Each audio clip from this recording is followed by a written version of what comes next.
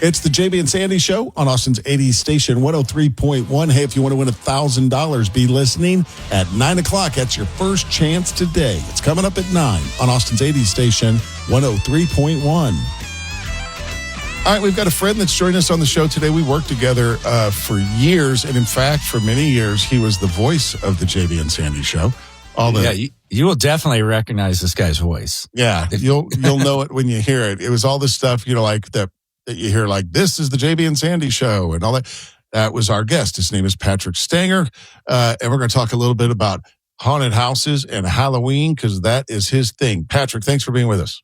Absolutely. Thanks for having me. And it's good to, be full circle and be here with you guys today. Yeah, I'm glad to see you guys working together. So you work with a lot of different haunted attractions around the country. And the one that's local to us is the project out in Bastrop, which is called Scream Hollow. We're going to talk about that in just a little bit. But this is your thing, right? I mean, where did this start with you? Were you like the weird kid that had all the blood and guts and all that? Where did this all start with you? It's funny you ask. I mean, how far do you want to go back? I mean, it goes back to my childhood. I grew up. I used to have horrible nightmares as a kid, and I mean, I didn't really know what to do with all that, right? Because my brain didn't understand that, and so the first Halloween that I can remember, I must have been 5 or 6. There was a guy that had one of these rubber masks on. It was probably like a cheap Kmart mask. Remember Kmart?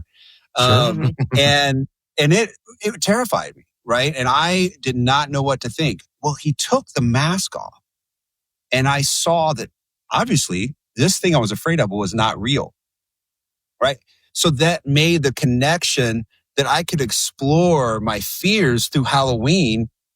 Right. And so I started leaning into Halloween and became extremely interested because it allowed me to lean into all those fears, into those nightmares, understanding the fear was not real, essentially. Mm-hmm. Right. It was all It's funny you bring that up because I just read something this morning that said the only 2 fears that humans are born with are the fear of heights and loud noises. That's it. The rest of it is all made up in your head. That you're afraid of it. Yeah. It's and what you've been told about things. So you're a Halloween guy, and this is it. And now you're making a living at it. That's pretty cool.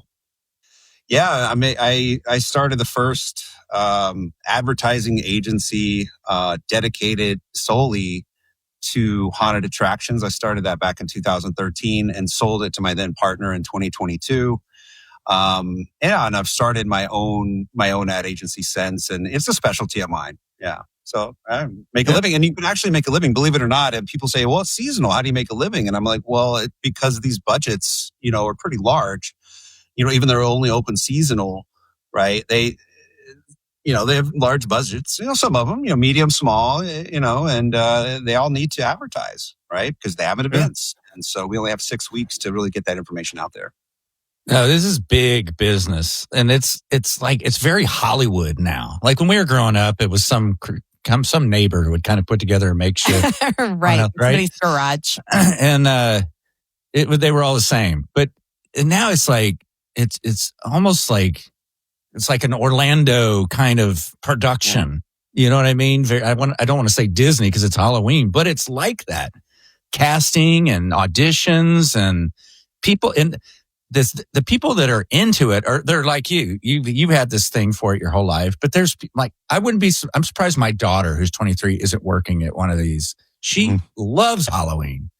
Yeah. But it's a big production. And I was looking at the website for you're working with Scream Hollow and Bastrop. And it just, again, it looks like I'm on like some kind of Disney like a site Hollywood about set. the attraction. Yeah. Yeah, no, you're right, JB. I mean, growing up, haunted houses, you would walk in and there would be like the plastic walls.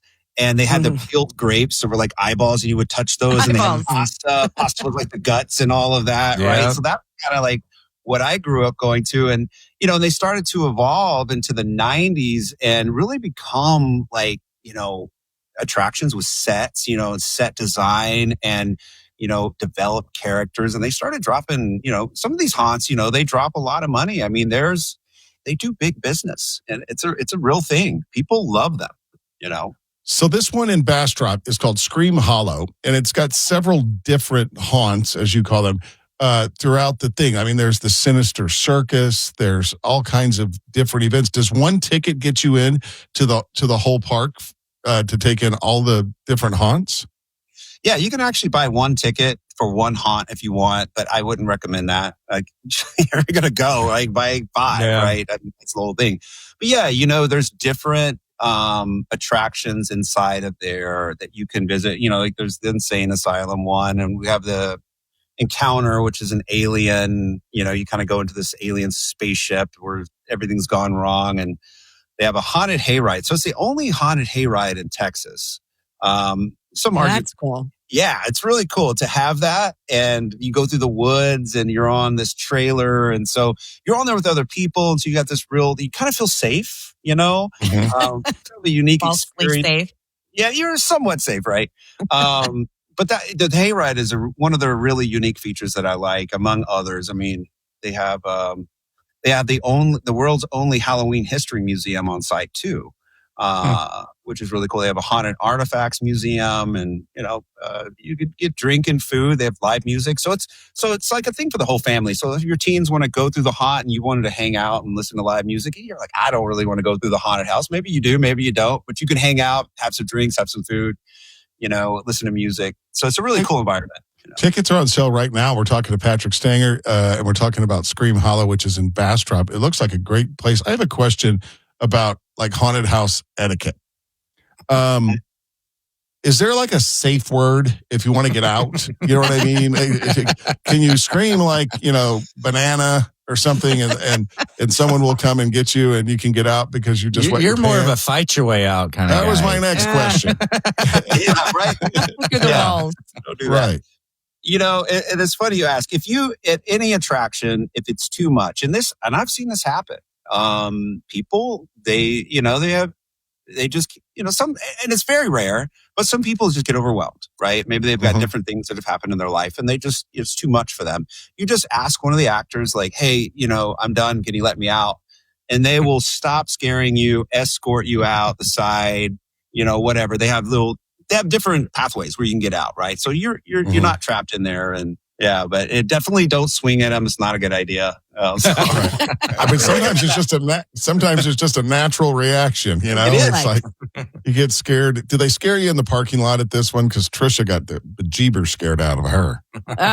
One of them in Austin. I thought I was going to be brave. I think I was with you and JB, and we pulled up into the parking lot. I was sitting in the car trying to get my courage up to get out of the car just to go to the door, and somebody popped up at my window and scared the crap out of me, and I didn't go. I didn't get out. Oh my That was it. Scream Hollow open right now, Friday, Saturday, Sunday. And then, of course, it'll be open on Halloween. You can get your tickets at screamhollow.com. Go out there and check it out. Looks very impressive. And I hope, you know, you have we people that love Christmas, you say Merry Christmas. I hope you have a wonderful Halloween season, you twisted psycho. And by the way, the handlebar mustache, it works for you. Thank you. Nice. Yeah, it works. Patrick Stanger, everybody. You'll probably see him out there at Scream Hollow. Thanks, man. We appreciate it. 1031austin.com. Trish, it's amazing how many of the people that you really, really like on Instagram have something to do with food. Forever, you told me about the guy that was the cook at the sorority house. He was on the Today Show recently. Mm-hmm. Right. Yep. So he cooks at the sorority house. And what's his little catchphrase? What a treat. At the end. What a treat. Says. Now you've got a new guy's short order cook. Short order cook. He is a guy who videos himself during the breakfast lunch rush. He clearly cooks in a diner, and he wears the Meta glasses so you can see live what he's doing. And before I knew it the other day, spent 25 minutes watching him cook all the breakfasts.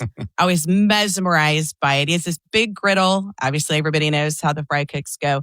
But this man will put out 12 eggs at a time and cook them. He remembers when to flip them. He's doing different omelets, the hash browns. He's got some ham on the side, some potatoes down at the other end, constantly checking the orders.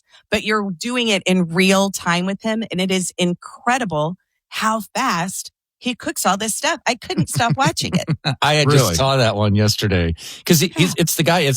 Eggs are all lined up in a row, and then he cuts them. He cuts 3 at a time and flips them over. Yeah, Yeah. I did watch that for a little bit. I was like, it was captivating. I don't know why. Right. Like, were you at one point? I was like, "Stop watching this! Stop watching this!" And I was like, "But I got to make sure he doesn't burn the ham. He hasn't checked the ham in a while." Like, you totally get invested. It is weird what grabs our attention on social media, and we'll sit. You watch that for 20 minutes. Yeah. Yeah, Right. like pressure washing stuff like that. Yeah. So satisfying. I follow a lot of car and motorcycle stuff. So there's like rust remover type stuff. I love watching that. The guys that wax their cars with certain things. Yeah. That make it look, I just bought one of those. Maxwell One from an Does it work? Instagram ad. It really is impressive. This is a wax or a rust remover? This is it's not a wax. It's more like a ceramic coating. It's remarkable. If you see that ad for it's called MAXL, Maxwell One, I think. Man, I know you like a clean car, Tricia. Trust me. Do one section on your car and you'll go, oh my gosh. Holy crap. Can you set it on fire? Remember the infomercial back in the day where they put the wax on and set it on fire and it wouldn't burn the paint? Can you do that? I need to do that. I don't know about that. Let's not try. Let's not try to do that one, Trish. For your rust remover videos, are they literally like spraying the remover on something and then the video is just watching it? Yeah, I have one like that. When I get the wheels off my car, I'm going to do some stuff. But I took all the lug nuts off my car and put them in a bowl and soaked them in it and just ate all the rust off of it. I would have sat there and watched it the whole time. It was like in like 30 minutes, I came back. I was like, oh my gosh. Trisha, people are probably wondering what this short order Instagram handle is. Can you tell them? Mm-hmm. It's B, the letter B as in boy, dot Aksu, AKSU _cooking. B dot Aksu _cooking. JB, do you think that guy's making any money on this? On his channel? He could if he gets enough regulars, people watching it, and that amount of time you watched it. It's like, I don't know, if people told you should have some kind of channel that makes money, people tell me that, and I'm like, I don't know what I'd do. I don't either. You know? Yeah. But it's, when I was watching it, I was like, like you were really impressed by, I was a line cook for years in high school and college. And so I would have all that going on like that, like steaks and chicken and fish and everything. And having to remember what to flip when. Mm-hmm. Like, yeah, I worked at a high-end steak restaurant. You might have 25 steaks on the grill, all at different temperatures, from medium rare to medium well. When you were doing that, did you ever just get in the zone? You know what I mean? Like Brad Pitt talks about it in the F1 movie. He talks about how he's not driving, he's floating. It's just everything syncs up perfectly and you got your steaks going right. And the fish is perfect. And you're just moving. You're not even thinking about it, just doing it. It is. It is kind of like a rhythm, Yeah. There's a science behind it. Like it's not as complicated as it looks. But it's got to be organized. Like let's say the three of us go to dinner together and we all order steaks, but Tricia likes hers medium rare. I like it medium and you like it medium well. They go on at the same time and they flip at the same time. Oh. But the grill is designed to be hotter as you go up to the back. So I place the medium well up high, the medium in the middle, and the medium rare down low, which is cooler. But you flip them 4 times at the same time always. Oh, interesting. And then you turn and put it on a plate, and you have another line cook, another that does all the what you want on your baked potato, or do you have fries or veggies or whatever, all those choices. Now I just You're want just you to in charge steak. of meat. Yes, I was just in charge of the Meat. Yeah, and it was so simple. Almost everyone ate steaks because it was a steak restaurant, but there was always there's some chicken and fish people. You made me think of something. I saw an Instagram video that I never thought of this before, but it was a doctor and he was demonstrating how lights that they use in surgery are designed to not throw shadows. So he would put his hands, the light above his hands, and if you look below his hands, there was no shadow there. How do you do that? Doesn't that screw with your brain a little bit? Yeah. Like you don't want shadows when you're operating, right? I guess You not. got the I've never been put in that situation. You can't see. 1031austin.com. Okay, so if you're a mom out there, you're going to have some sympathy pains for a woman in Tennessee. Her name is Shelby Martin. She's gone viral because she gave birth to a baby boy, a big baby boy, weighed in at 13 pounds. 13-pound baby. It's breaking the hospital's record for the biggest baby born there in 3 years. Born by C-section, in case you were wondering. Could you like? Oh my gosh, I'm looking at a picture of it. It's not hard to find if you search Shelby Martin baby. Oh my gosh, just massive. Just an enormous. She's cute too. Look how big. Oh my God, he's huge. Oh my gosh. I mean, I think the University of Tennessee just offered him a scholarship to play football. They called him a jumbo baby. That's what he is. Wow. 12 pounds, 14 ounces. You couldn't have that baby like the other way, right? It has to be cesarean. I feel like it has to be. Oh, God. I mean, please, God, let it only be cesarean. It sounds a lot better if you just say 5.8 kilograms. Trish, I know you're dying to know his name. Yes. Cassian. Cassian. All right. Cassian. Wow. Waiting for my lady parts to unclench. That's like, all those baby shower clothes won't even fit. No. Like everything they got is already too old. Like, I think the average size newborn is probably 8 pounds, something ounces. You're not that big. 8 pounds? 8 pounds? 8 pounds is pretty big. Landry was 7 pounds, 9 ounces. I think you said average is probably around 8. I think that's a high number.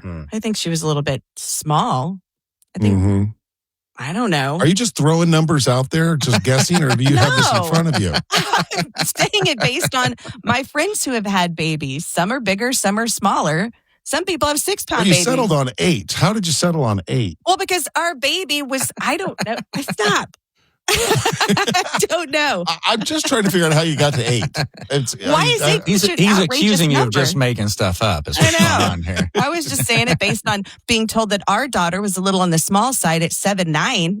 So that makes me think that closer to 8 is an average number. I've got some numbers for you. Okay. From an actual search. God, please don't let Trisha be right.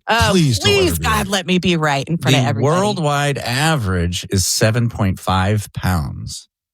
Okay. All right. The normal range is between 5.5 and 8.8 pounds. Low birth weight is considered low if it's below 5.5 pounds, and high if it's above 8.8. So you're on it. Thank you. Pretty close. JB Maria, listener. This is some other stuff. Firstborn babies tend to weigh slightly less than later siblings. That's interesting. I feel like because with the second or a third pregnancy, the body's like, oh, okay, I got it. I got this. I'll do it. Boys on average are a bit heavier than girls by about 3 to 5 ounces. Okay. I was not a big baby, but I got big real fast. When I was like a year old, I was a monster. But I was. There's a picture of Sandy when he was 1 at his first birthday, sitting in his high chair, and it looked like he was wedged into that high chair. Like the bars were like cutting into his sides, his legs. It looks like your feet were hanging down past the part where the baby's feet were supposed to stop. You know what I mean? You were just, we call him Giant Baby Sandy in that picture. And my legs look swollen. It was enormous. Oh, I've got pictures of my daughter when she was just huge in that first year. Same thing. Huge. Like she had rolls in the middle of her arms. Yeah. Yeah. Like the Michelin baby. Yeah. Did you ever find rotten milk in it? In the folds? Oh, like in their neck. It would be like, smells. Oh, so gross. Yeah. Well, Shelby's got herself a big baby. A big baby. Wow. Really big baby. Hey, make sure you're with us tomorrow, 7 until 8 o'clock. If you're just joining us, grab the podcast version of the show. We appreciate it. And if you don't mind, leave a 5-star review. That helps us out a lot. Again, search JB and Sandy on the iHeartRadio app. 1031austin.com. Well, that's it. do us a solid and copy and paste the link to this episode and send it to a friend or two. Thanks for listening.